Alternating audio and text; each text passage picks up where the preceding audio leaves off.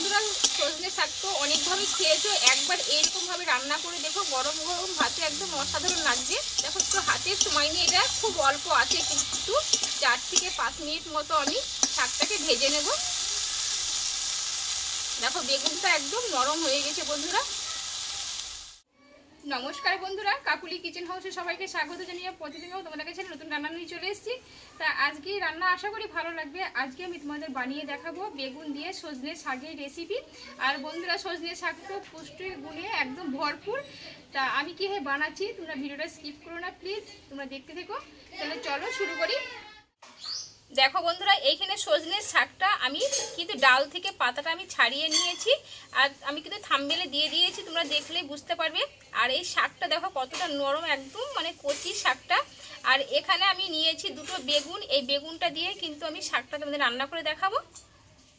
বন্ধুরা এই শাকটা আমি ছাড়িয়ে নিয়েছি, ধোয়া হয়ে গেছে, কিন্তু এই শাকটা কিন্তু কাটার কোনো প্রয়োজন নেই, কিন্তু বেগুনটা আমি কেটে নেব। আর তার জন্য ততক্ষণ আমি এই শাকটা আমি একটু আগে সেদ্ধ করে নেব, নরম করে নেব। আর তোমরা যদি না নরম করে নাও কিন্তু একসঙ্গে বেগুন দিয়ে রান্নাটা করতে পারো।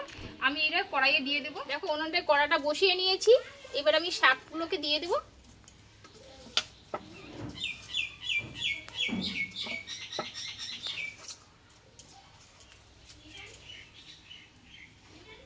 এই শাকটা দেবো অল্প করে একটু লবণ,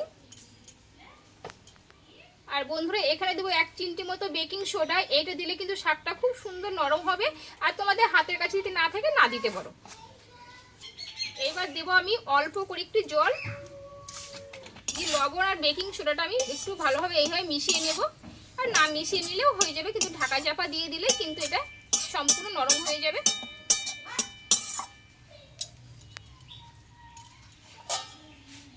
আমি এটা 3 থেকে 4 মিনিট মতো একটু নরম করে নেব।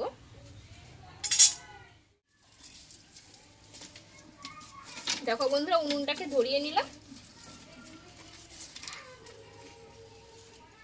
দেখো বন্ধুরা, আর এই শাকটা রান্না করতে কিন্তু আমি বেগুন দুটো একদম জ্বালিয়ে নিয়েছি, নরম একদম। এই বেগুনটা আমি কেটে নেব।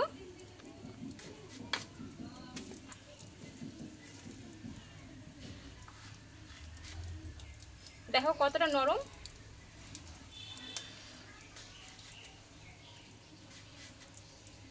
এইভাবে আমি কেটে নেব। এইবার আমি এটা লম্বা লম্বা করে ছোট ছোট করে কেটে নেব, একদম পাতলা পাতলা করে।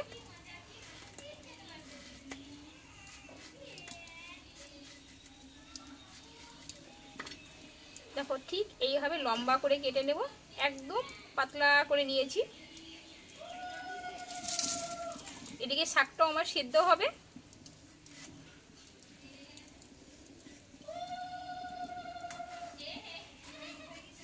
দেখো একদম জালি বেগুনগুলো।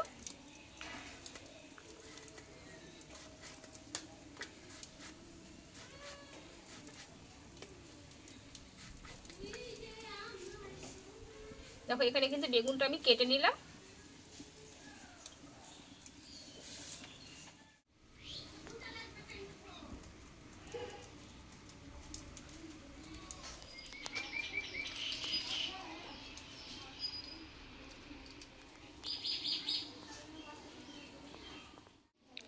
বন্ধুরা এদিকে আমার শাকটাও হয়তো সেদ্ধটা হয়ে গেছে, আমি ঢাকনাটা তুলে নেব, যেহেতু একদম অল্প শাক।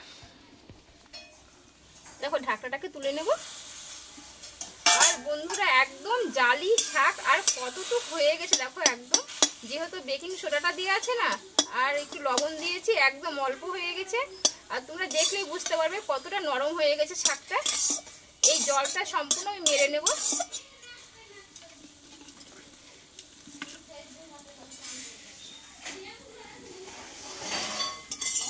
যেহেতু শাকটা একেবারে জালি শাক, তাই বেকিং সোডাটা দেওয়ার ফলে কিন্তু একদম বন্ধুরা নরম হয়ে গেছে, মনে হচ্ছে না যেন এটা সজনের শাক।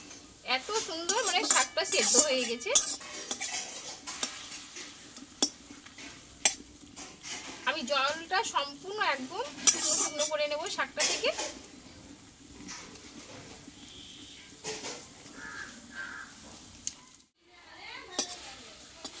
দেখো এবার শাকটাকে আমি তুলে নেব।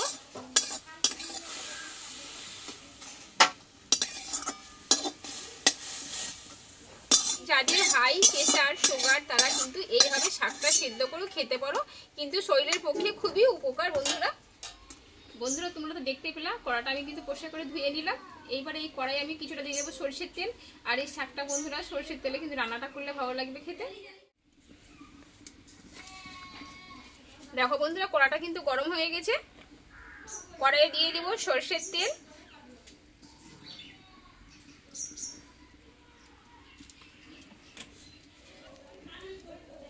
দেখো তেলটা কিন্তু গরম হয়ে গেছে। আর শাক মানে কাঁচা লঙ্কা, এতে কিন্তু আমি শুকনো লঙ্কা ব্যবহার করবো না, আমি কাঁচা লঙ্কাতেই কিন্তু রান্নাটা করব শাকটা। আর দেবো হাফ চামচ মতো পাঁচফোড়ন।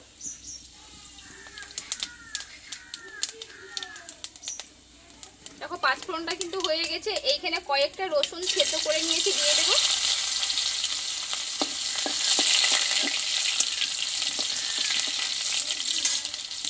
এইবার দেবো এখানে বড় সাইজে একটা পেঁয়াজ কুচি করে নিয়েছি, দিয়ে দেবো। রসুন আর পেঁয়াজটা আমি একটু ভালো করে ভেজে নেব।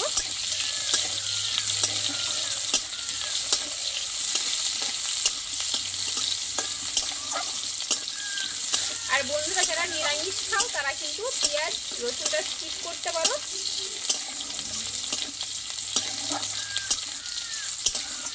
দেখো রসুন পেঁয়াজটা একটু ভালোভাবে একটু লালচে করে ভেজে নেবো বন্ধুরা, তাহলে কি হবে শাকটা কিন্তু খেতে ভালো লাগবে।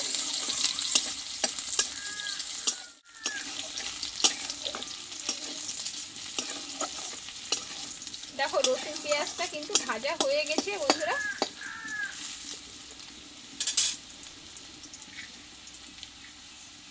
এবার দেবো স্বাদ মতো লবণ, যেহেতু শাকটা একটু লবণ দেওয়া আছে। আর দেবো একটু হলুদ গুঁড়ো। আর দেবো কয়েকটা কাঁচা লঙ্কা চেরা। যারা ঝালটা একটু কম খাও তারা কিন্তু লঙ্কাটা একটু কমিয়ে নিতে পারো।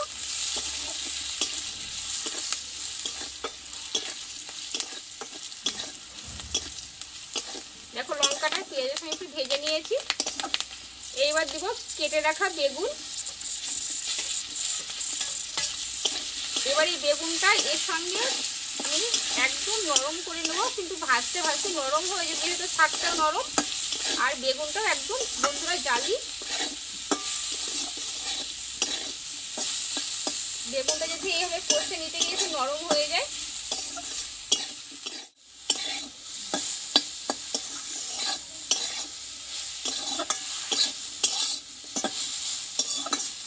দেখো বন্ধুরা বেগুনটা কিন্তু একদম জালি, তবু কিন্তু নরম হয়ে যাবে। তার জন্য আমি এখানে 1 মিনিট মতো একটু ঢাকা চাপা দিয়ে রেখে দেবো।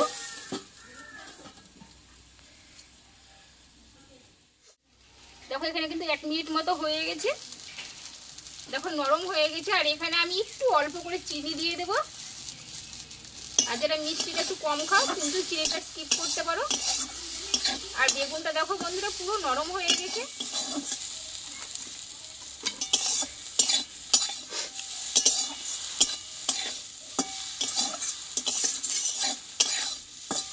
দেখো বন্ধুরা পেঁয়াজের সঙ্গে কিন্তু সুন্দরভাবে বেগুনটা আমি ভেজে নিয়েছি। বেগুনটা কিন্তু একদম নরম হয়ে গেছে, দেখলে বুঝতে পারবে। আর এইটা কিন্তু গরম গরম ভাতে খুব সুন্দর লাগবে খেতে। এইবার এখানে আমি সেদ্ধ করা শাকটাকে আমি দিয়ে দেবো। দিয়ে এবার একসঙ্গে আমি রান্নাটা করে নেবো বেগুনের সঙ্গে।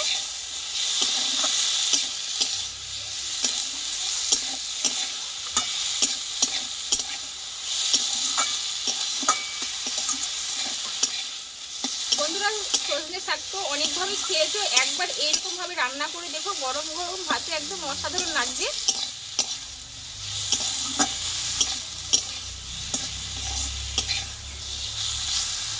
দেখো একটু হাতের সময় নিয়ে, এটা খুব অল্প আছে, কিন্তু 4 থেকে 5 মিনিট মতো আমি শাকটাকে ভেজে নেব।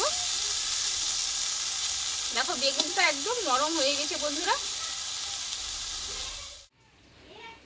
দেখো বন্ধুরা আমার শাকটা কিন্তু এখানে পুরোপুরি রেডি হয়ে গেছে। এবার নামিয়ে নেব।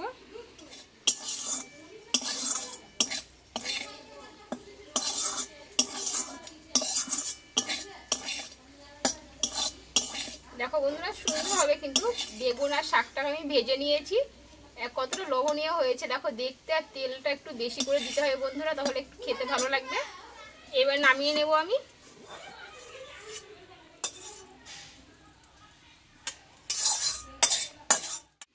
বন্ধুরা দেখো আমার সজনের শাকটা কিন্তু এখানে পুরো রেডি হয়ে গেল। আর আমি বেগুন দিয়ে শাকটা রান্না করেছি। আর যাদের অ্যালার্জি আছে তারা কিন্তু এই বেগুনটা স্কিপ করতে পারো। তোমরা কিন্তু এই পদ্ধতিতেই কিন্তু আলু দিয়েও রান্না করতে পারো, খেতে ভালো লাগবে। তা আমার সজনের শাকের রেসিপিটা কেমন লেগেছে তোমাদের অবশ্যই কমেন্ট করে জানাবে। যদি ভালো লাগে লাইক করে দিও আর বন্ধুদের সঙ্গে শেয়ার করে নিও। আর পরে তোমাদের কাছে অন্য কোনো নতুন রেসিপি নিয়ে আসবো। তোমরা ভালো থেকো, সুস্থ থেকো।